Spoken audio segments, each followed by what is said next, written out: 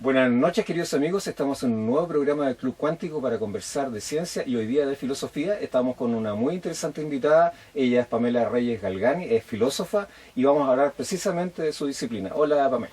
Buenas noches. Hola Marco, ¿cómo estás? Gracias por la invitación. No, al contrario, gracias a ti por participar en este programa. Pamela, tú la semana pasada diste un coloquio en el Departamento de Matemáticas, cosa que ya se está haciendo usual con nuestros invitados, y hablaste de un tema que a nosotros nos interesa, en particular en ciencia, que es la autopoiesis y este nuevo concepto que es la interpoiesis. Me gustaría que nos explicaran un poquito en qué consiste desde el punto de vista de la filosofía, por supuesto.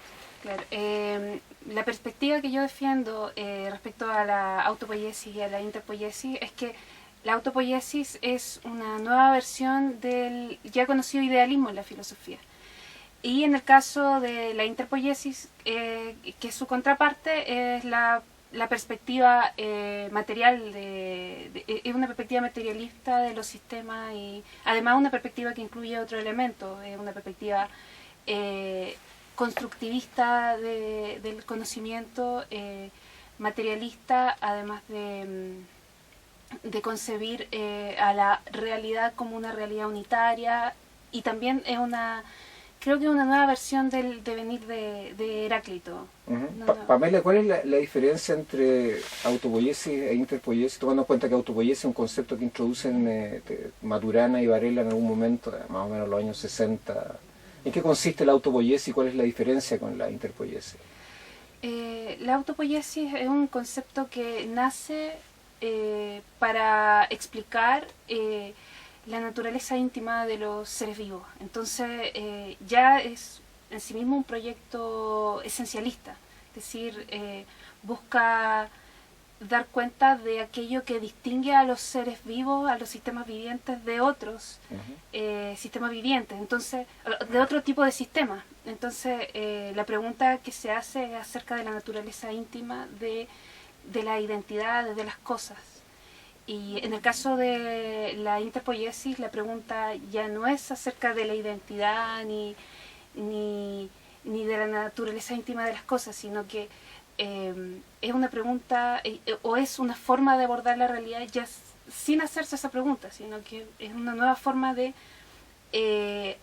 abordar y estudiar la realidad. Entendiendo que el proceso del conocimiento, en el proceso cognitivo, el sujeto en el acto de cognición también aporta, digamos que transforma. ¿En qué sentido la posición de la autopoiesis en tu concepto es una posición idealista? Es idealista, en realidad es una pregunta que da para largo, pero...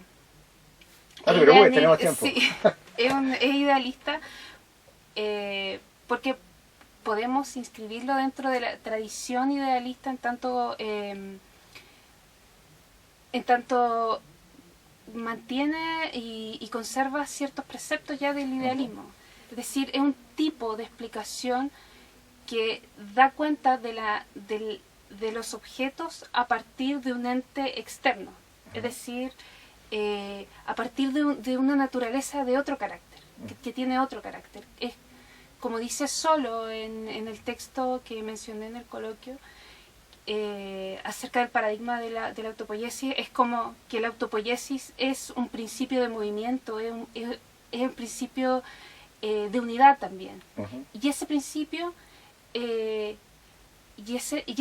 la búsqueda de ese principio pertenece a un tipo de filosofía que es anterior a la ciencia moderna. Es decir, parece más bien un proyecto griego, parece un proyecto de la Grecia clásica. ¿Tú te referiste a Parménides en algún momento durante el coloquio? ¿Cuál es el símil que hay con el concepto autopoiético? ¿Esta búsqueda de un elemento esencial? En el sentido de que Maturana y Varela, siempre estamos hablando de los primeros textos de Maturana y Varela, ellos buscan aquello que permanece más allá del cambio que se puede observar en los sistemas vivientes. Y en ese sentido es el mismo proyecto de Parménides, o sea, buscar aquello que permanece, no concentrarse en el movimiento, en el devenir, que es la propuesta. Difícil encontrar en la naturaleza una cosa que permanezca. Sí, pero eso no es tan... O sea, la ciencia misma está siempre, al querer aplicar, por ejemplo, una fórmula que describa cierto fenómeno, eso también es como, podría ser concebido como un idealismo. O, por ejemplo, para explicar el movimiento el movimiento del universo, poder decir, bueno, hay un Dios que maneja los hilos de esta significación, digamos. Y en este También. sentido, la interpoiesis, ¿cuál es el significado que tiene? ¿Cuál es el alcance que tiene en comparación con la...? Que busca superar esta explicación a partir de esencia. Es decir, ya la pregunta no sería ¿qué es la vida? Sino que la pregunta sería ¿qué voy a entender por vida?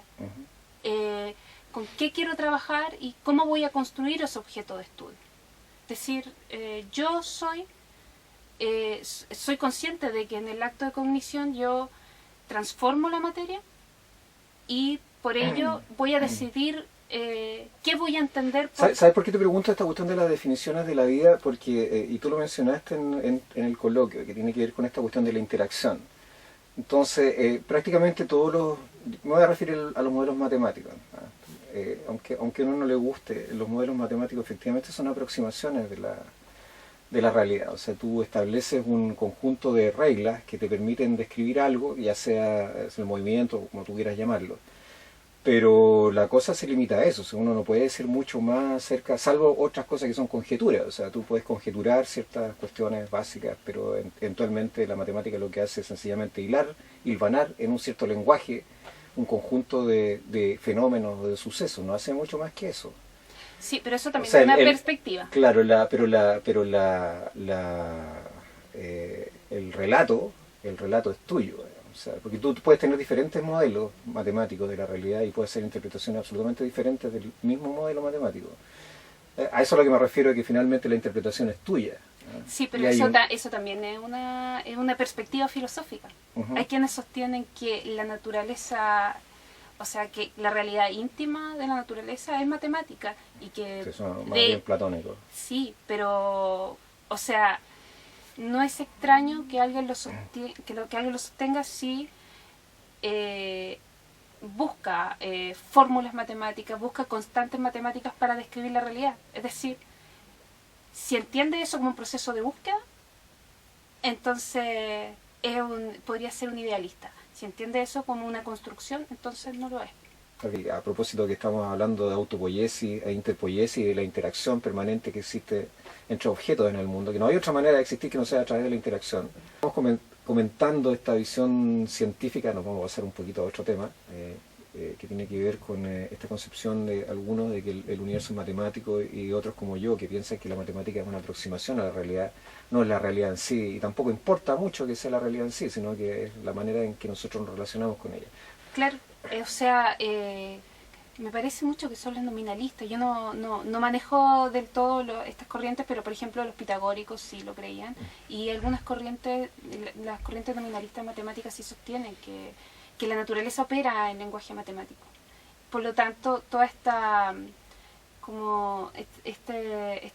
actitud como de esperanza respecto a la ciencia experimental responde a eso, a la idea de que si yo soy capaz de encontrar fórmulas en la naturaleza que me permitan operar matemáticamente con ella, es porque, bueno... Pero esa esperanza no se funda en la praxis. Sí, claro, en la praxis. O sea, no tanto en el pensar de que eso es posible, sino que en el hecho de haber practicado este esquema durante mucho tiempo y verificar que se hace efectivo. O sea, sí. Por lo menos como aproximación. O sea, si la ciencia en su inicio, la ciencia experimental en su inicio hubiese sido solo eso, claro. Pero resulta que también le interesaba descubrir constantes detrás del fenómeno. Y entonces parece que va más allá de la praxis, buscar esa constante detrás del fenómeno. Pero eso no son los presupuestos, las conjeturas naturales que debiese tener la ciencia de todas maneras. O sea, ¿se puede construir una ciencia sin tener conjeturas de ese tipo, por ejemplo, que haya constante? ¿Sería posible construir una ciencia que no tuviese eso? Esa es la pregunta. O sea, ¿sería posible la ciencia tal cual la entendemos nosotros sin esos presupuestos? A mí me parece que la diferencia está en si la ciencia puede operar o no sin el presupuesto de que esa regularidad exista en términos efectivos. O sea, una cosa es que lo que la ciencia crea en términos ontológicos y otra cosa es lo que la ciencia construya. O sea, ¿puede existir una ciencia sin ese presupuesto? ¿Puede construir esa regularidad históricamente? Y no por ello suponer que... Pero, por ejemplo, si yo quiero hacer una conjetura científica respecto de un fenómeno físico, al hacer un modelo matemático, eventualmente yo estoy pensando en una regularidad. Si no lo hago, va a ser muy difícil que construya un modelo. Esa es mi pregunta. Entonces, si no parto de ese supuesto básico, que es la regularidad, va a ser muy difícil que construya algo, porque tengo que partir de algún punto básico. ¿Cómo construyes tú sin esa regularidad? Sí, pero es una... Sin ese Creo, supuesto. o sea, pienso yo que esa regularidad tiene que ser concebida como una regularidad construida históricamente, si no la ciencia misma no podría progresar, no podría reconstruir sobre esa construcción, no podría cambiar sus fundamentos. Creo yo, no sé, como... No, pues por eso estamos filosofando, en el flujo claro. cuántico. O sea, me parece que tendría que suponer que esa regularidad es una... O que ese modelo con el que entiendo la realidad es una construcción. Ahora, lo que uno podría hacer es que esa regularidad podría no ser permanente eventualmente, pero que hay un cierto grado de regularidad, por ejemplo, en el sistema planetario. Sí, o sea, lo conversábamos también. Una cosa es el modelo, otra cosa es la realidad. Creo que lo que la ciencia no tendría que hacer es comprometerse. ¿Tú piensas que debería dejar los ciertos juicios así entre paréntesis? Sí, porque lo otro ya es filosofía.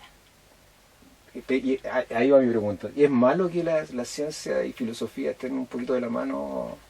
Es que también lo conversábamos, claro, efectivamente o se desnaturaliza la ciencia. La práctica de la ciencia ya es una posición, o sea, el modo en que tú te aproximes ya es una aproximación ideológica, tú mismo lo decías. Entonces, no es malo, pero, por ejemplo, lo que pasa con Maturana, que Maturana hace una serie de apreciaciones que no se sabe si está haciendo filosofía o si hace ciencia. Me parece que el punto está en declarar desde qué espacio estás hablando. Pero a lo mejor tú lo dijiste en el coloquio, a lo mejor el problema con Maturana es que sus conjeturas no son demostrables. Y la diferencia es que en ciencias que tú puedes hacer ciertas conjeturas que eventualmente sí, o sea, en otras ciencias, estoy pensando en otro contexto. La gracia es que tú sí a lo mejor puedes hacer conjeturas que puedan ser demostrables, experimentalmente, matemáticamente, etcétera. El problema es que hay conjeturas cuando no son, voy a usar palabras de Popper a pesar de que no me gusta, digamos, pero que no son falseables, eventualmente pueden ser reales o no, digamos. No hay mucho donde escoger. Y me da la impresión de que en el caso de Maturana es un poco eso. O sea... Claro, o sea, fuimos demasiado lejos con nuestras conjeturas, o sea, son conjeturas indemostrables. Claro, o sea, mi conflicto en ese sentido con Maturana es que yo creo que él habla como filósofo y que si llega a hablar como científico en realidad no está hablando como científico experimental, está hablando como un científico especulativo, así como de la ciencia griega clásica.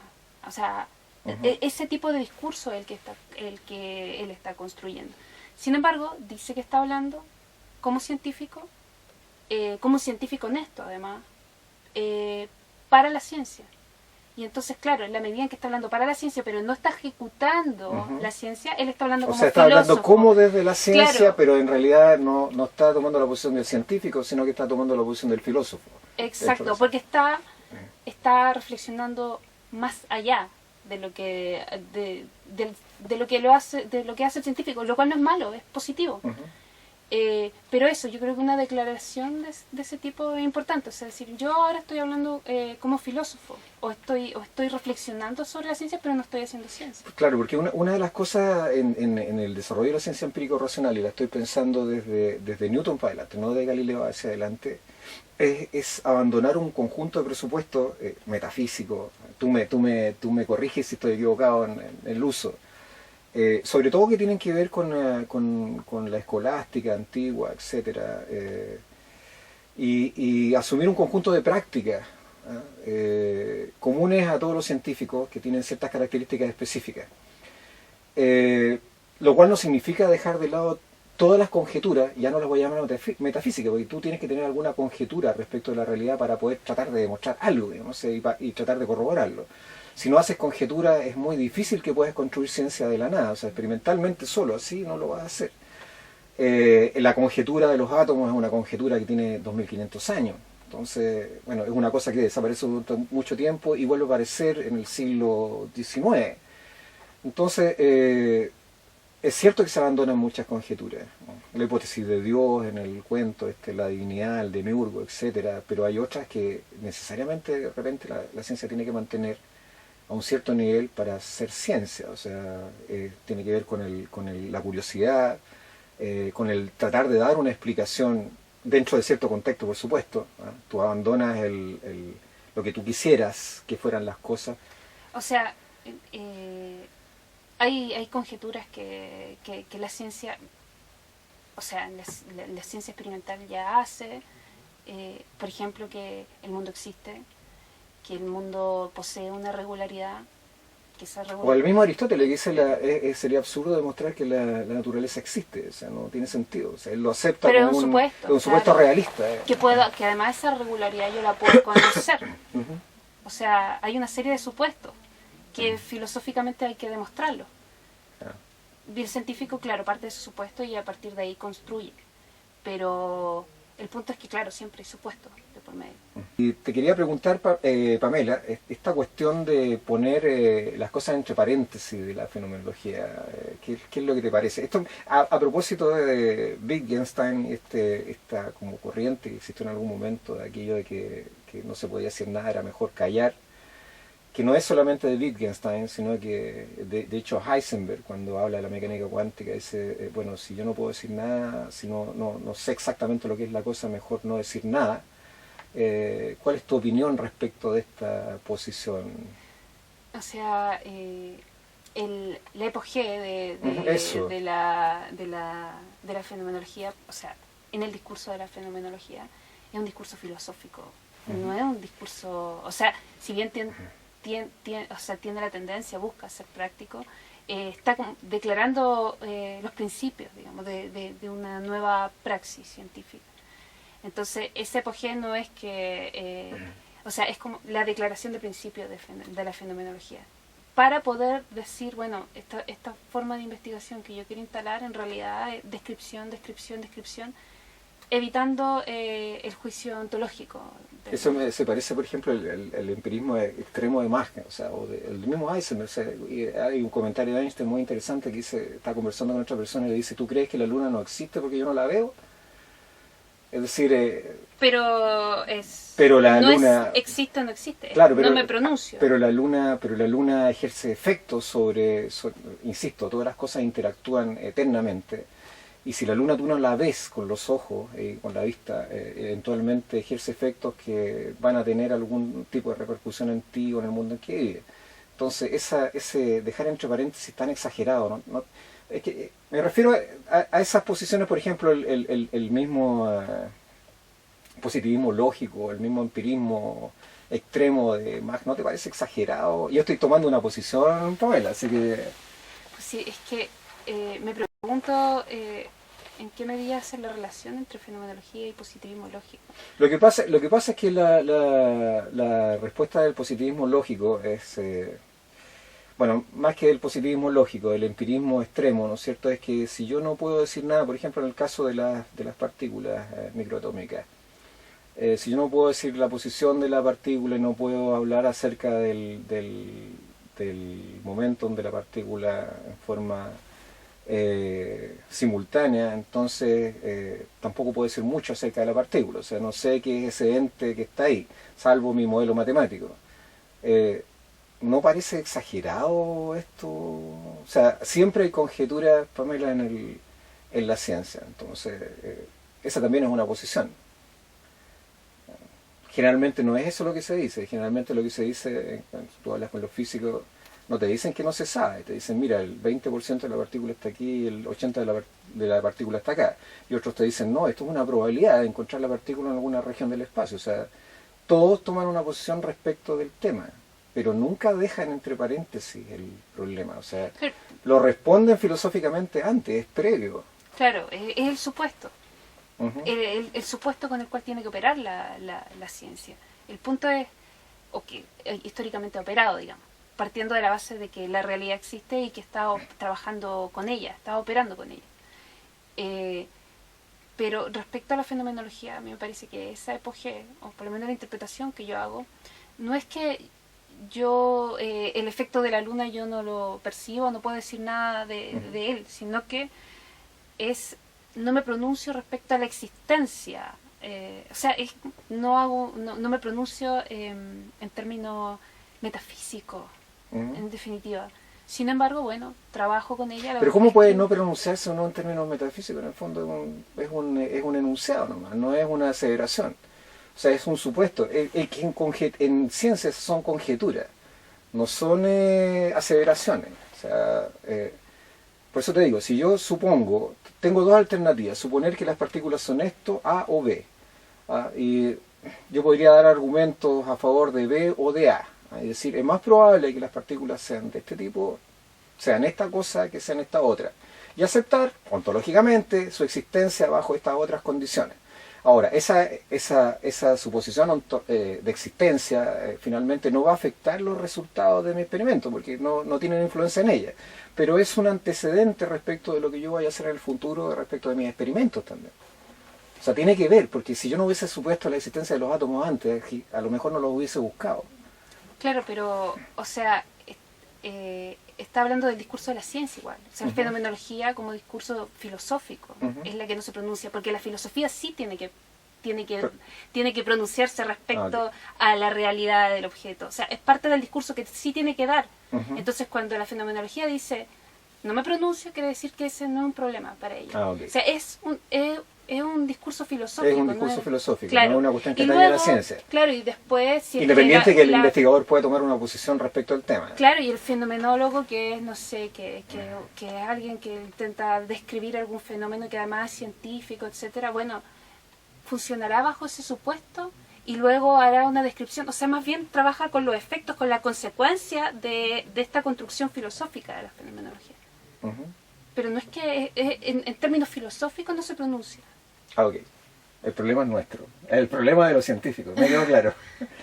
Lo que pasa es que, sí, volviendo al tema anterior, tú mencionaste algo en el coloquio que a mí me pareció muy importante y que tiene que ver con esta cuestión de fragmentación respecto al conocimiento y sobre todo en la cuestión de las universidades, ¿no es cierto? Que nosotros hacemos estos trabajos interdisciplinarios, que llamamos interdisciplinarios, que finalmente no lo son, o sea, lo son, en la medida que resguardamos nuestros propios límites y colaboramos tangencialmente con el del lado, pero ¿cómo la llamaríamos? ¿Cómo la llamarías tú? Interrelación más profunda no se produce, en términos de conocimiento. Claro, o sea, O sea, tenemos una universidad para crear seres o sea, fragmentados, el ¿no? tema ¿No es del un poco eso el cuento? el tema de la interdisciplina que es como una concepción respecto a cómo se estructura la disciplina y cómo se comunican, es de los años 50. La transdisciplina, que fue la que yo Sí, tú mencioné hablaste, en el coloquio, es una perspectiva posterior Ujú. y que en el fondo pone aún más en cuestión el tema de la disciplina, Ujú. porque dice, bueno, yo en ese encuentro con el otro, si es un encuentro honesto, si es un encuentro a modo de diálogo, Ujú.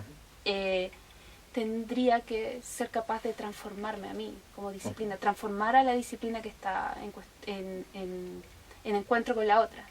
O sea, una verdadera perspectiva la intención de la interdisciplina tendría que haber derivado en una transdisciplina. Ujú.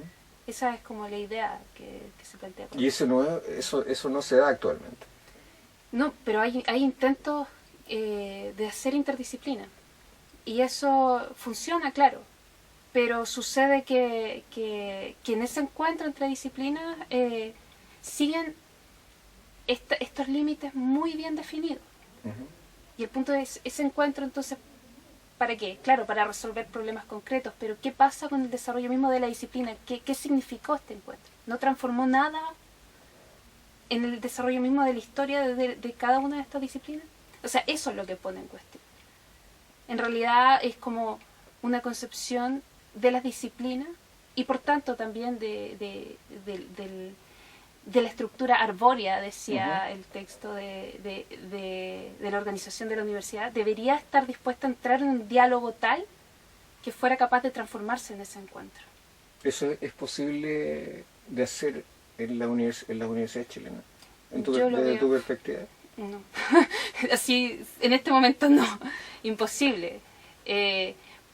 Pero sí veo que hay iniciativas para abordar el problema desde la interdisciplina. A mí me parece que incluso, también lo comentaba en educación, porque como creo también que está todo conectado, o sea, lo que aparece en ciencia, lo que se construye en ciencia también pasa a la educación y también funciona como la universidad, así como la resguardadora de la episteme también. Lo que debería pasar es que nuevamente consideramos que la pregunta es mucho más esencial que la tradición disciplinaria o que la tradición misma del pensamiento en general. Debería la pregunta es más importante que la respuesta, claro. Eso lo dijiste tú. Pamela, estamos llegando al final del programa, es cortito, te quiero agradecer tu participación en él, no sé si quieres decirle algo a nuestro público. Bueno, primero hablar de comentar Incide, la página Incide donde nosotros también difundimos esta iniciativa. Es Incide con C, incidechile.cl, y es un portal de difusión científica. Y nada, pues los invito a ver la página, y también hay que en el fondo que tiene la misma línea, es información científica para el desarrollo. Bueno, Pamela, es siempre muy agradable conversar con un filósofo o filósofa. Te quiero agradecer tu participación en el programa, y a ustedes, amigos, quedan invitados todos a un nuevo programa del Club Cuántico en 15 días más. Muy buenas noches.